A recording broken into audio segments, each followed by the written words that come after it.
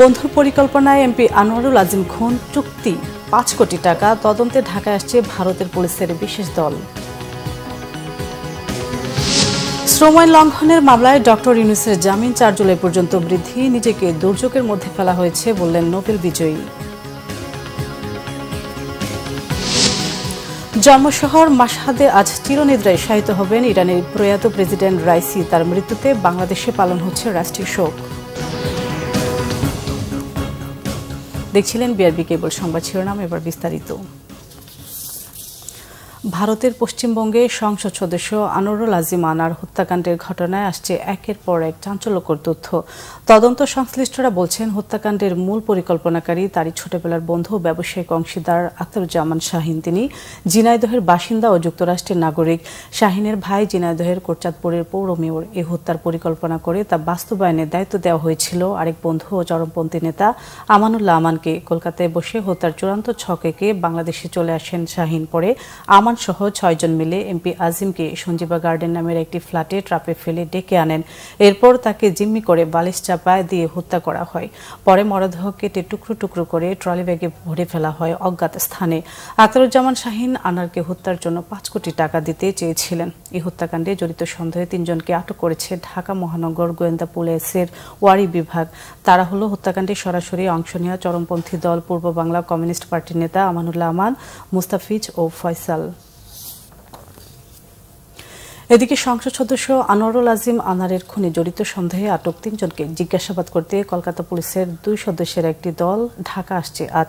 অন্যদিকে পশ্চিমবঙ্গ পুলিশের মহাপরিদর্শক অখিলেশ চতুর্বেদী বলেছেন, বাংলাদেশের সংসদ সদস্য আনোয়ারুল আজিমের হত্যার ঘটনা তদন্ত করে দেখা হচ্ছে।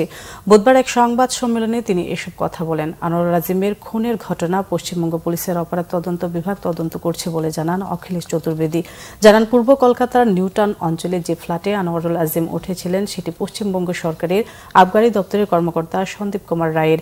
আখতারুজ্জামান নামের এক ব্যক্তি বাড়িটি ভাড়া নিয়েছিলেন। নিউটাউনের অভিজাত আবাসিক এলাকা সঞ্জীবা গার্ডেনের ওই ফ্ল্যাটে তল্লাশি চালিয়েছে পুলিশ। শ্রম আইন লঙ্ঘনের মামলায় নোবেলজয়ী ডক্টর মোহাম্মদ ইউনূস সহ ৪ জনের জামিনের মেয়াদ ৪ জুলাই পর্যন্ত বাড়িয়েছে শ্রম আপিল ট্রাইব্যুনাল। সকাল ১১টার দিকে শ্রম আপিল ট্রাইব্যুনালে যান ডক্টর ইউনূস। এ সময় তার সাথে ছিলেন আইনজীবী সহ সংশ্লিষ্টরা। আদালত শুনানি শেষে ইউনূস সহ ৪ জনের জামিনের মেয়াদ বাড়ান। এর আগে গত ১৬ এপ্রিল শ্রম আইন লঙ্ঘনের অভিযোগে দায়ের করা মামলায় ৬ মাসের সাজাপ্রাপ্ত ডক্টর ইউনূসকে ৩০ মে পর্যন্ত জামিন দিয়েছিলেন শ্রম আপিল ট্রাইব্যুনাল। জামিনের সময়কাল শেষ হওয়া নতুন করে আজ জামিন নিতে ট্রাইব্যুনালে যান ডক্টর ইউনূস। আদালত থেকে বেরিয়ে ডক্টর ইউনূস বলেন, তাকে নিয়ে টানা হেচড়া করা হচ্ছে, দুর্যোগের মধ্যে ফেলা হয়েছে তাকে। উঁচু লেভেলে আমরা আসতে পেরেছি এবং প্রচুর কাজ করতে পারতাম যদি না আমরা এইসব টানা হেচড়ার মধ্যে পড়ে না, এই দুর্যোগের মধ্যে পড়ে না। এটা ঠকছে কারা? আমি কি ঠকছি? কেউ আমার উপরে রাগ করলো, কেন রাগ করলো? এত রাগ করলো যে আমাকে কাজকর্ম থেকে বিচ্যুত করে দিতে হবে, আমাকে গ্রামীণ ব্যাংক থেকে সরিয়ে দিতে হবে, ইত্যাদি ইত্যাদি। কি সে রাগের কারণ সেটা আপনারা বিশ্লেষণ করুন। প্রধান বিচারপতি ওবায়দুল হাসান বলেছেন, ন্যায় বিচার প্রতিষ্ঠায় সরকারের আন্তরিকতা রয়েছে। দেশের আদালতগুলিতে মামলা জট কমাতে সব ধরনের উদ্যোগ নেওয়া হয়েছে। রংপুর জেলা জজশিপে বৃহস্পতিবার সকালে ন্যায়কুঞ্জ সেটের উদ্বোধন অনুষ্ঠানে কথা বলেন বিচারপতি। ন্যায় বিচার মানুষের মৌলিক অধিকার, প্রত্যেকটি মানুষ যাতে ন্যায় বিচার পায় সেজন্য বিচারক ও আইনজীবীদের আরও আন্তরিক হবারও আহ্বান জানান তিনি। নারী পুরুষের আলাদাভাবে বসার জায়গা, শিশুদের ব্রেস্ট ফিডিং সহ ৫৩ লাখ টাকা ব্যয়ে ন্যায়কুঞ্জ বাস্তবায়ন করেছে গণপূর্ত বিভাগ।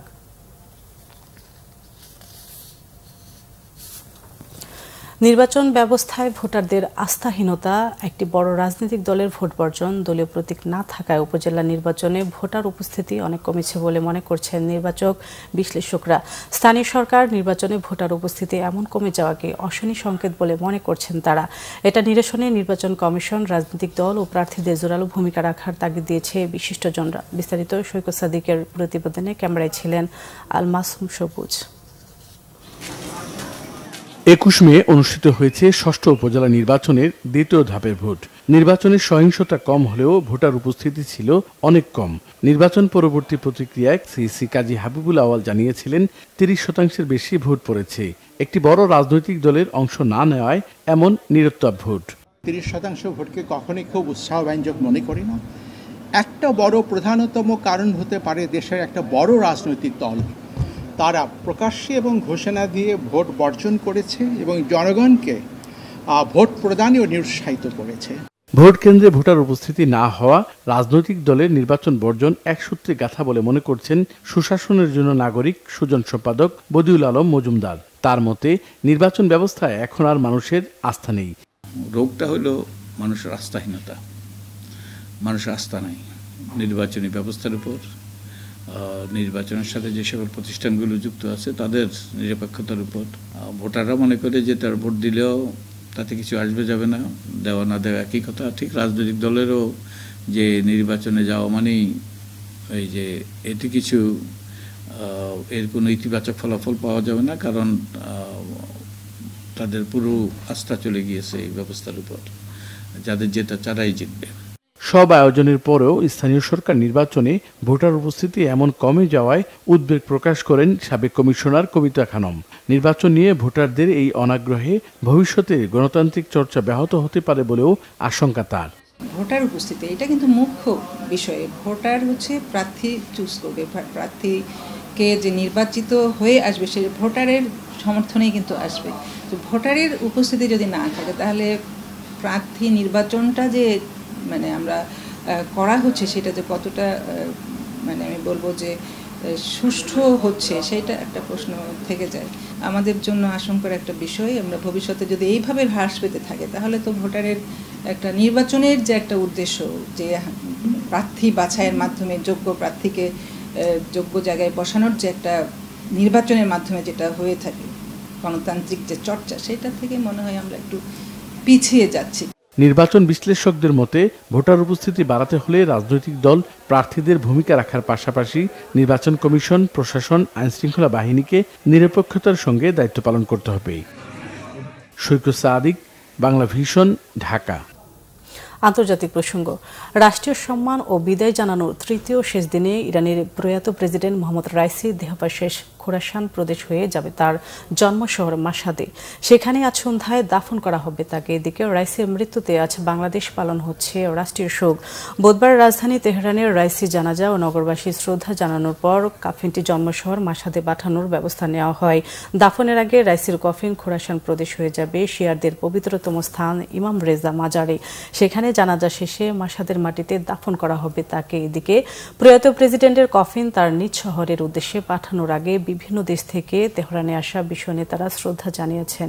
এদের মধ্যে ছিলেন কাতারের আমির শেখ তামিম, ভারতের ভাইস প্রেসিডেন্ট জগদীপ ধনকর, পাকিস্তানের প্রধানমন্ত্রী শাহবাজ শরীফ, রাশিয়ার পার্লামেন্ট স্পিকার ইয়াচেলাভ ভলিদিন, তালেবানের শীর্ষ নেতা মোল্লা বারাদার, সিরিয়ার প্রধানমন্ত্রী হোসেন আরসুন। এই ছিল এখনকার মতো। পরের সংবাদ দুপুর 2টায়, তার আগে একটাই রয়েছে নিউজ টপ 10 দেখার আমন্ত্রণ রইল। এছাড়া বাংলা ভিশন সংবাদ ও সংবাদ সংশ্লিষ্ট অনুষ্ঠান দেখতে ভিজিট করুন www.bvnews24.com ও facebook.com/banglavisionnews এবং সাবস্ক্রাইব করুন youtube.com/banglavisionnews। এতক্ষণ সাথে থাকার জন্য ধন্যবাদ।